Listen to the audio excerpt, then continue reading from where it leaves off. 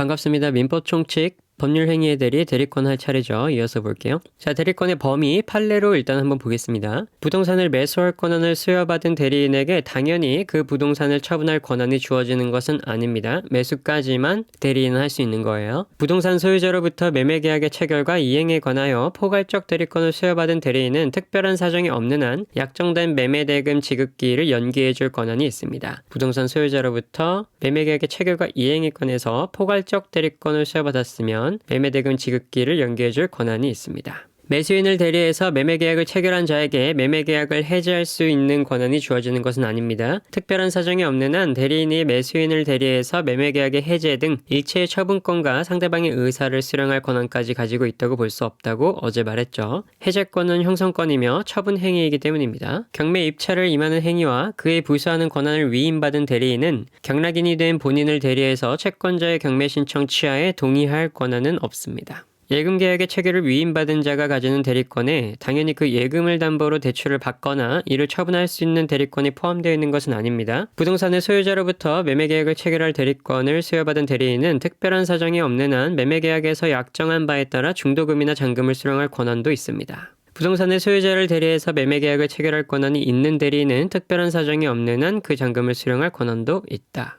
그래서 반복되죠. 부동산 관련해서는 그 잔금을 수령할 권한도 있습니다. 대여금의 영수 권한만을 위임받은 대리인이 그 대여금 채무의 일부를 면제하기 위해서는 본인의 특별수권이 필요합니다. 소송상의 화해나 청구의 포기에 관한 특별수권이 있는 경우에는 당해 소송물인 권리의 처분이나 포기에 대한 권한도 수여되어 있다고 봐야 되고요. 일반적으로 임의대리권에는 그 권한의 부수에서 필요한 한도에서 상대방의 의사표시를 수령하는 수령대리권을 포함하게 됩니다. 지금까지 쭉 읽다 보면 수령대리권은 포함하지 않는다라고 보여지는데 이거 오답 유형으로 많이 나오겠죠. 일반적으로 임의대리권에는 그 권한의 부수에서 필요한 한도에서 상대방의 의사표시를 수령하는 수령대리권을 포함하고 있습니다. 아무도 그 권한에서 부수에서 필요한 한도까지라는 말이 중요한 것 같아요. 위를 보면은 특별한 사정이 없는 한 대리인이 매수인을 대리해서 매매계약의 해제 등 일체의 처분권과 상대방의 의사를 수령할 권한까지 가지고 있다고 볼 수는 없다라고 했었죠. 이 문장과 혼동하시면 안 됩니다. 자, 밑에 내려가서 일반 이어서 볼게요. 임의 대리권은 원칙적으로 수권 행위에 의해서 대리권의 범위가 정해지고요. 대리권은 대리 행위의 효과가 본인에게 미치는 대외적 자격을 말합니다. 법률 행위에 의해서 대리권을 수여하는 경우에 대리인은 원칙적으로 행위 능력을 가지고 있어야 됩니까? 그렇지 않습니다. 대리인은 행위 능력자임을 요하지 않아요. 대리권의 존재는 원칙적으로 대리 행위가 유효하다고 주장하는 자가 증명해야 되고요. 법정 대리권의 범위는 원칙적으로 법정 대리권의 발생 근거인 법률의 규정에 의해서 정해지게 됩니다. 자, 이 문구에서 이제 처음으로 법정 대리권이 등장하네요. 지금까지는 임의 대리권 봤는데요. 법정 대리란 법률의 규정 등에 의해서 발생되는 대리권에 기한 대리를 말하고요. 법률 행위에 의해서 수여된 대리권에 기한 대리인, 임의 대리와는 다른 개념이에요. 대리권은 있지만 그 범위가 분명하지 않은 경우에는 원칙적으로 처분 행위는 할 수 없습니다. 자, 대리권의 범위 어제 뭐라고 했었죠? 보존 행위랑 대리의 목적인 물건이나 권리의 성질을 변하지 아니하는 범위에서 그 이용 또는 개량하는 행위라고 했습니다. 어떤 사람이 대리인의 외양을 가지고 행위하는 것을 본인이 알면서도 이 일을 하지 아니하고 방임하는 등 사실상의 용태에 의해서 대리권의 수여가 추단되는 경우도 있습니다. 피성년 후견인 또는 파산자가 아닌 자가 대리인으로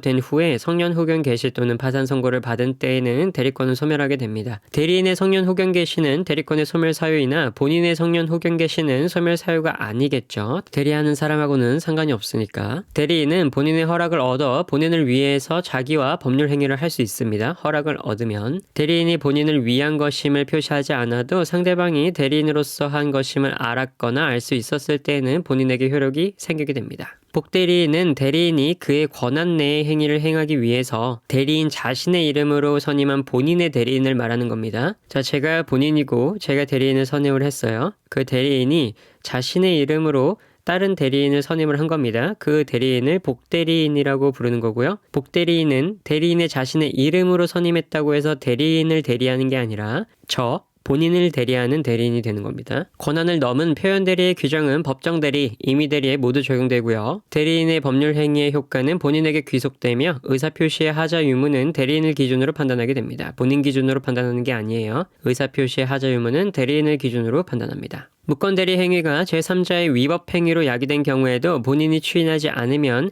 무권 대리인은 계약을 이행하거나 손해를 배상해야 됩니다. 그럼 사례를 한번 살펴볼게요. 자기계약 또는 쌍방 대리에 관한 사례입니다. 아파트 임대인이 임차인에 대해서 장래에 다툼이 생긴 경우에 화해를 위한 대리인 선임의 권한을 임차인에게 미리 수여한 경우네요. 당사자는 제소 전 화해를 위해서 대리인을 선임하는 권리를 상대방에게 위임할 수 없습니다. 제소라는 건 소송을 제기함을 말하는 거고요. 저 아파트 임대인이 임차인에게 이 대리권을 미리 수여했죠. 당사자는 제소 전 화해를 위해서 대리인을 선임하는 권리를 상대방에게 위임할 수 없는 겁니다. 금전출납권이 있는 대리인이 본인에 대해서 채권을 가지고 있는 경우에 본인의 통장에서 예금을 인출해서 변제에 충당하는 경우에 대해서 봤네요. 이미 확정되어 있는 법률관계를 결제할 뿐 당사자 간에 새로운 이해관계를 생기게 하는 게 아니기 때문에 채무의 이행에 해당하게 됩니다. 그래서 이 대리인이 본인에 대해서 채권을 가지고 있을 때 이 본인의 채권을 사용해서 본인의 통장을 사용한 거죠. 이 통장에서 예금을 인출해서 자신의 채권의 변제에 충당했으면 인정한다는 겁니다. 채권자가 미성년자인 아들을 대리해서 아들의 재산을 자기에게 양도하는 계약을 체결하는 경우에 대해서 볼게요. 이해 상반 행위로 채권자는 법원에 그 아들의 특별 대리인의 선임을 청구해야 됩니다. 그러니까 이렇게 하면 안 된다는 겁니다. 법인의 대표이사가 동시에 어떤 피성년 후견인의 후견인인 경우 피성년 후견인을 대리해서 피성년 후견인의 중요한 재산을 법인에게 증여하는 계약을 체결했습니다. 자, 이럴 경우에는 부동산 또는 중요 재산에 관한 권리를 득실 변경 목적으로 하는 행위는 후견 감독인의 동의를 필요로 하는 행위이기 때문에 인정되지 않습니다. 자신이 법인의 대표이사이면서 동시에 어떤 피성년 후견인의 후견인일 때 이 피성년 후견인을 대리해서 피성년 후견인의 중요한 재산을 법인에게 증여하는 계약은 인정되지 않는 겁니다. 후견 감독인의 동의를 받아야 돼요. 법인의 대표이사가 자신의 급료를 인상하는 청약을 하고 스스로 법인에 대해서 승낙하는 의사표시를 한 경우에 법인과 이사의 이익이 상반하는 사항에 관해서는 이사는 대표권이 없다고 했었죠. 이 경우에 특별 대리인을 선임해야 됩니다. 그래서 인정되지 않습니다. 채무의 이행에 관해서 특별한 사정이 없는 한 자기계약 또는 쌍방 대리가 허용됩니다. 채무의 이행에 관해서는요. 아까 위에 봤었죠? 이미 확정되어 있는 법률관계를 결제할 뿐 당사자 간에 새로운 이해관계를 생기게 하는 것이 아니기 때문에 채무의 이행에 해당해서 인정됩니다. 자기계약 및 쌍방대리에 관한 규정은 임의대리는 물론 법정대리인 경우에도 적용되고요. 부동산 매매에서의 등기 신청은 매수인이 매도인을 대리하거나 법무사가 매도인과 매수인 쌍방을 대리하는 것도 허용돼요. 뭐에 대해서요? 부동산 매매에서의 등기 신청에 대해서는요. 법정대리인인 친권자가 부동산을 매수해서 이를 그 자에게 증여하는 행위는 미성년자인 아들에게 이익만 주는 행위이기 때문에 친권자와 아들 사이의 이해상반 행위에 속하지 않습니다. 그렇기 때문에 자기계약이지만 유효하게 되는 거예요.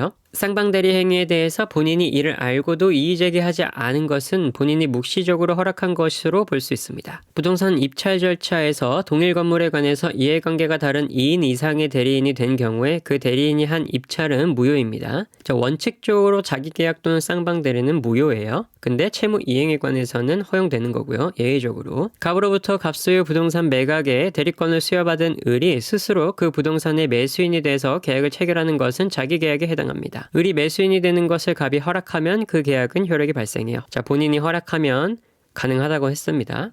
그러나 갑으로부터 갑소유 부동산 매각에 대리권을 수여받은 을이 스스로 그 부동산의 매수인이 돼서 계약을 체결하는 것은 자기계약에 해당하기 때문에 무효입니다. 허락받으면 효력은 발생하고요. 자기계약에 따라 본인이 대리인에 대해서 부담하는 채무를 대리인이 면제해 주는 경우에는 본인의 동의를 받을 필요가 없습니다. 본인에게 유리하기 때문이에요.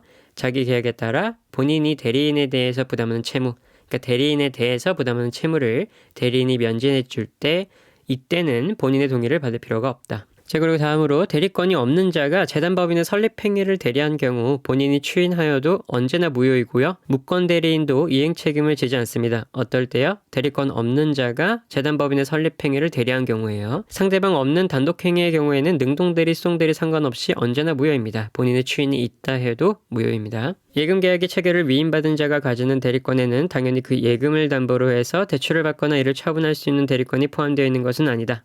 반복 문장이네요. 그렇죠? 위에서 아까 봤었죠. 자, 여기까지 대리권 봤고요. 쉬었다가 대리행위 볼게요. 대리행위는 반복 개념입니다. 확인할 수 있는 걸 확인하는 건데 뭘 확인하냐? 대리법과 대리권에 대해서 중복돼서 계속 나오게 돼요. 그래서 다음 시간에 대리행위 볼게요. 수고하셨습니다.